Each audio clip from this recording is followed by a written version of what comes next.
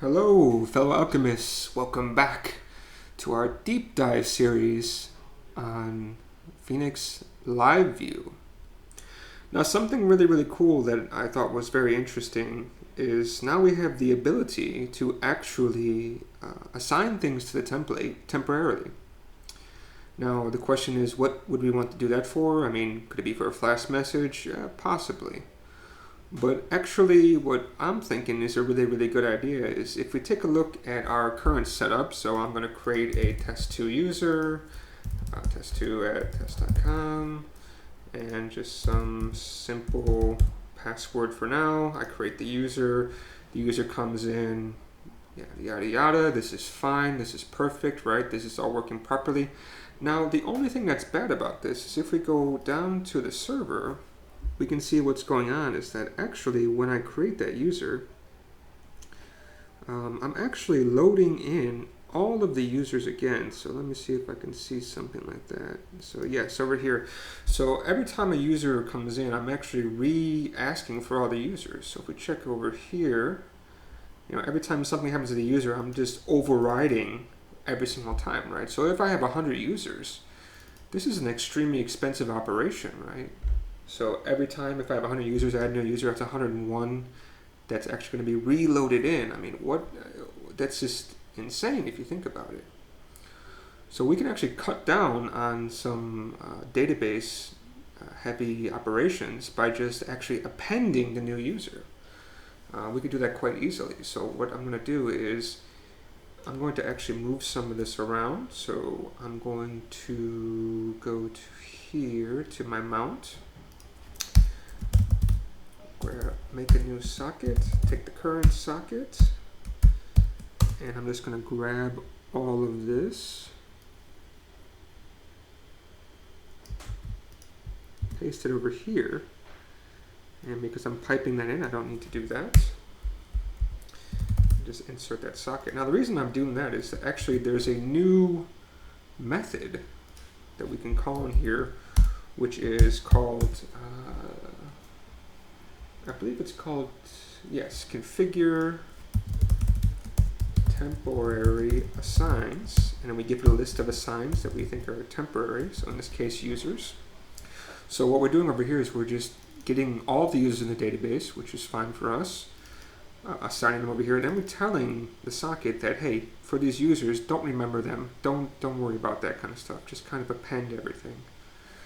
Okay, and I need to go to my template, and over here, if you go to the web template user index. Now at this UL, all we need to do is we need to tell Phoenix when it updates to append. So what that means is just going to put it down to the bottom. And now what I can do over here is I can handle info, because a long time ago what we actually set up is that every time something happens with a user, we're going to actually just get all the users. That's a little bit expensive. Now what we can do is to say if it's been created, we should actually get that user back.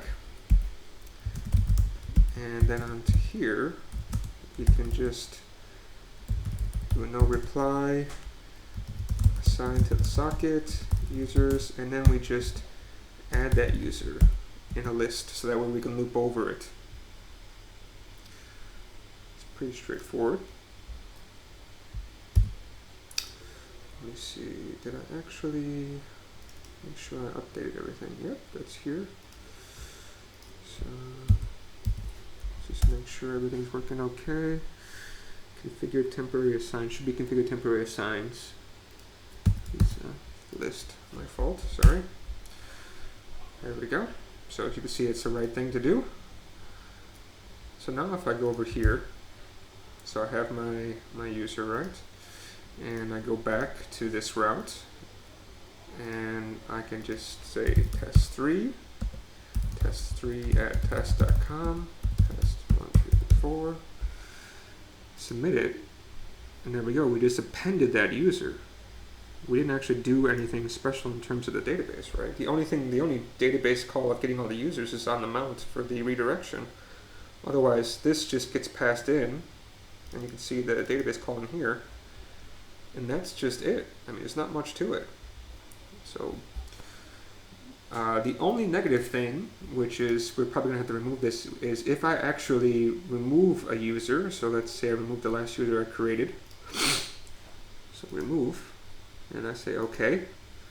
Now this gets appended. That's because over here we're just appending everything. I haven't found a way to specifically target something in here. I believe you cannot because of the update method, which is fine. We can just remove the delete buttons. But yeah, this in any case, this is a very easy thing.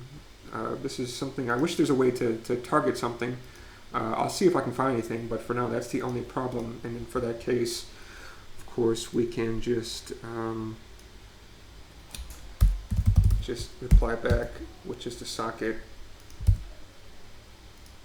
In fact, we could just do a not even with a socket, right? So we can actually just do like a redirect back to here. That's kind of a quick solution for this. But in any case, as you can see, it's pretty easy to support. Yeah, I'm quite happy with it. I think it works really good if you have a ton of records. So this is Alan from Plangora. Please subscribe if you haven't, and I'll do some more in-depth videos as I'm going along and learning myself. Thanks. Bye.